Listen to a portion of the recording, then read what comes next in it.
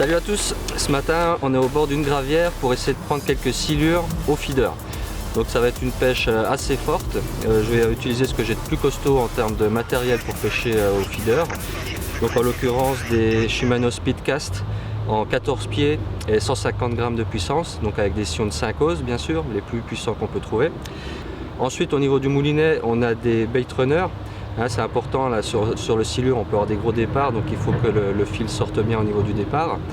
Et donc en grosse bobine et avec du 30 centièmes monté dessus. Donc là je vais vous montrer l'amorçage que j'utilise pour pêcher le silure au feeder. Donc je vais avoir deux stratégies d'amorçage sur le même coup.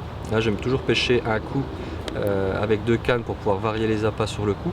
Donc là en fait je vais faire un amorçage au spod avec un mélange de pellet 7-8 mm bien huileux, on va rajouter du dip, je vais vous montrer ça tout de suite, du dip et de l'amorce. Donc c'est quelque chose qu'on envoie au spod sur le coup pour créer une zone d'attraction avec le côté huileux et puis les particules du mélange. Ça va vraiment faire une zone d'attraction assez large comme ça. Et ensuite sur les cannes, donc je pêche au feeder avec des pellets en 4-5 mm mouillés et moulés sur le feeder. On va renforcer le côté huileux des pellets avec un dip comme celui-ci, donc ça c'est un dynamic bait halibut. Donc on va rester dans la gamme halibut en fait, et l'amorce également du pellet concassé halibut comme ça. Donc je vais commencer par huiler assez abondamment mes pellets. Et une fois qu'ils seront bien huilés en fait, bien visqueux, bien collants surtout, je vais les saupoudrer d'amorce pour que l'amorce colle bien dessus et avoir quelque chose donc qui va travailler sur toute la colonne d'eau et qui va être très attractif. Ça va former un nuage en fait sur le coup et c'est ça qui va attirer les poissons de loin. Voilà, donc une fois que j'ai bien mélangé tout ça, j'obtiens un mix qui est sympa, très huileux, très riche en protéines, ça c'est important sur le silure, et puis très odorant bien sûr, avec l'huile halibut, l'amorce en plus. Donc là ça va vraiment faire un nuage sur le coup qui va être intéressant, et puis donc les pellets de 7-8 mm là ils vont se déposer sur le fond, donc ça va faire une base de nourriture sur le fond qui vont venir consommer, et puis donc on va pêcher au feeder dessus avec les pellets également sur le feeder. Donc au niveau des appâts, ça va être des gros pellets 16 mm halibut également. Alors, on va rester sur cette base là pour rester logique. Ok, bon je vais mettre des pellets sur les cheveux, des pellets sur les feeders. Je vais envoyer ça à l'eau et c'est parti pour une super journée de feeder monster. Allez c'est parti, premier départ, ça déroule le moulinet là, on va traverser la gravière je crois là.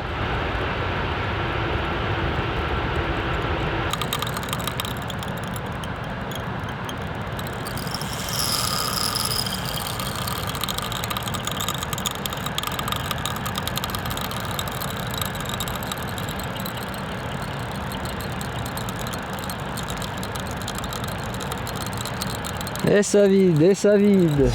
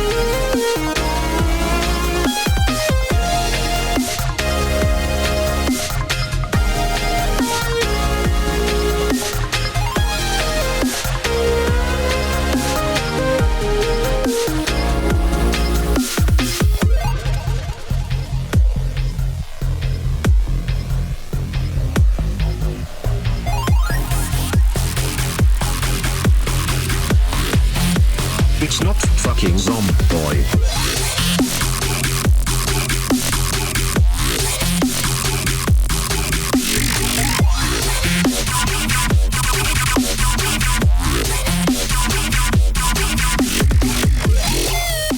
Voilà le premier départ de la journée Feeder Monster.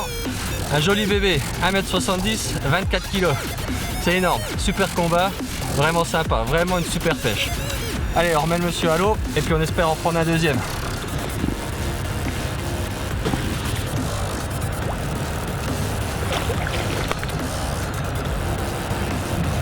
Yes. Ça c'est bon ça. Ok, alors après ce joli poisson, je vais vous parler un petit peu du montage que j'utilise. Donc un méthode feeder rameau 30 grammes en fixe pour avoir l'autoferrage, c'est-à-dire que l'émerillon baril est fixe dans le feeder. Comme ça, quand le poisson il se pique, il y a un pré-piquage avec le plomb. On a un bas de ligne d'une bonne vingtaine de centimètres avec un anti-emmêleur ici, parce qu'on utilise des appâts assez gros, donc pour éviter que l'appât s'emmêle autour du feeder. Donc le bas de ligne en fluorocarbone, là je suis en 40 centièmes. Hameçon 70-25 Mystic Carp VMC, donc c'est un hameçon très piquant, pointe recourbée, hein, on est sur une gravière où le fond est quand même assez agressif, donc la pointe est protégée. Et on a aussi donc une pointe meulée, un revêtement téflon, donc quelque chose de très piquant. Pour écher ici donc un pelet 16 mm, donc je vais en fait enfiler un émerillon baril assez gros sur la hampe de l'hameçon, bloqué par une petite perle. Et donc là c'est le même principe que le D-rig, sauf qu'on a l'émerillon baril qui est directement sur la hampe de l'hameçon. Et après donc à l'intérieur j'ai un élastique et un gros stop pelet.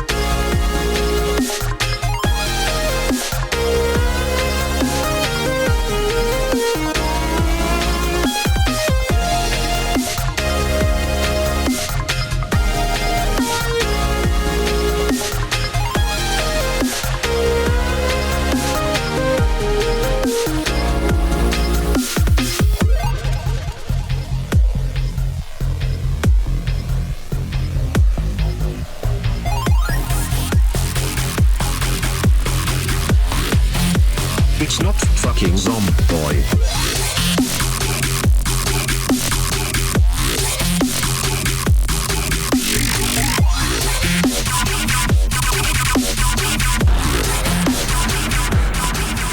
Allez, deuxième départ, encore un beau poisson là.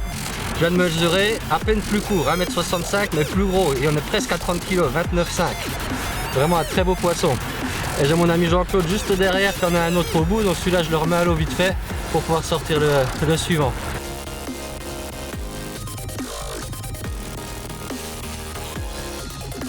Ok, donc là je vais arrêter la pêche pour aujourd'hui. Il fait encore un petit peu de soleil, mais bon, on est en octobre maintenant, la température va tomber. C'est pas une grande pêche aujourd'hui, mais bon, je fais quand même 2 départs avec 2 beaux poissons hein, au feeder 24 kg, 29 kg. Ça commence à causer, c'est sympa, vraiment du gros combat. Ça déroule du fil hein, sur le premier rush, le premier poisson, là il doit me mettre 50 mètres de fil au moins. Là, je me suis bien éclaté, c'était vraiment cool, 2 poissons, mais vraiment, vraiment le top du top. Donc voilà, moi je vais plier, et puis devinez quoi, comme d'habitude, je vous dis à la prochaine.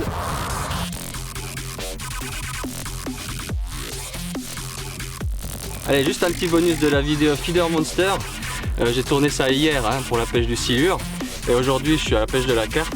Et là, la journée commence avec un bloc. Toujours au feeder. J'attends qu'elle se calme une seconde. Ouh.